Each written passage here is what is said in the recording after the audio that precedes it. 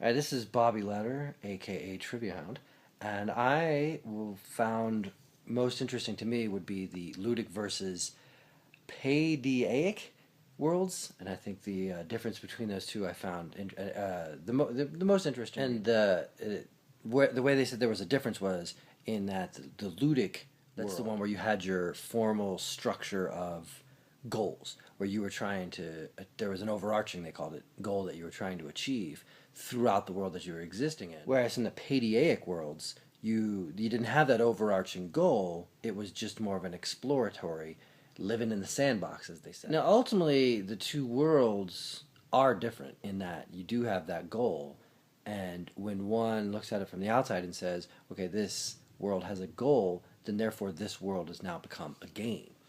Whereas in the Paideaic worlds, there's no overarching goal, so therefore, again, one on the outside would say, well, then this is not a game. This is just an exploration. This is just a fantasy search of some sort. But that's not how it's viewed, and to be entirely honest with you, having been through Second Life and Minecraft, they are both games. You do feel as though it's a game. And while you're in Second Life, if you ever came across somebody who was living large within Second Life, where they had some mansion built for themselves, and they had all these fun things around them that you didn't know how they got that. Where did you get that? How did you get a Rottweiler? Or whatever it may be, where you are baffled at how they've accumulated, then you would say to yourself, I want to do what that person has done, and you would say to yourself in some fashion that that person has won this game. That person has achieved. And then also within that, you have the game within the game, where it's not just achievement through collection of goods or places you found, but there's also, as we did with Dr. Haskell, there was, we played hide and seek the very first time we ever got in that. That was a game. We were then tasked to go find them. We did a hurdle in Second Life. We had to construct a survivable place in Minecraft. I mean, the game within the game was constructed for us each time.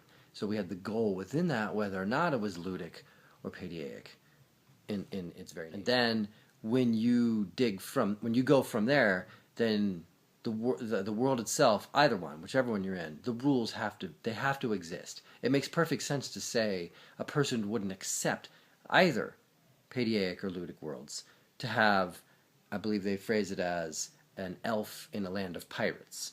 Like you can't have something that doesn't fit the reality of the virtual world. As you go through the Second Life, you couldn't have an alien attack that wipes out the entire place that you're in, or that doesn't jibe with what you're doing.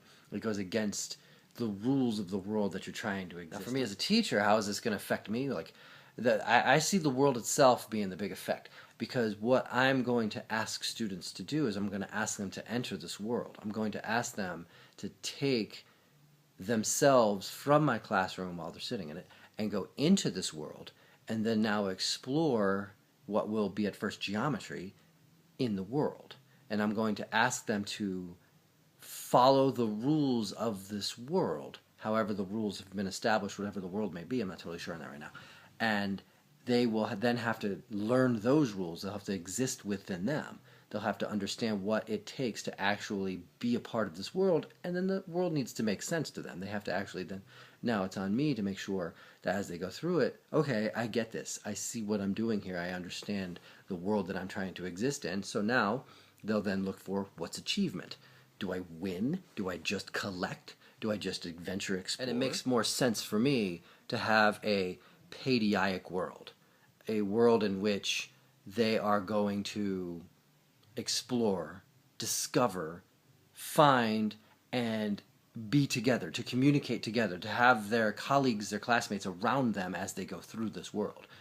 There's not going to be a we are going to topple the tyrant kind of game that they have to do. They're going to explore for me, and it's important that the distinction is made, that they understand that that's what we're going for here. We are going for, I don't like calling it a sandbox, because it's a little bit more than that to me. It's more of a yeah. You have to go find it. You can't just sit in your one spot and pour sand onto your foot. You have to actually get and be productive. You have to actually find, create, explore, and achieve.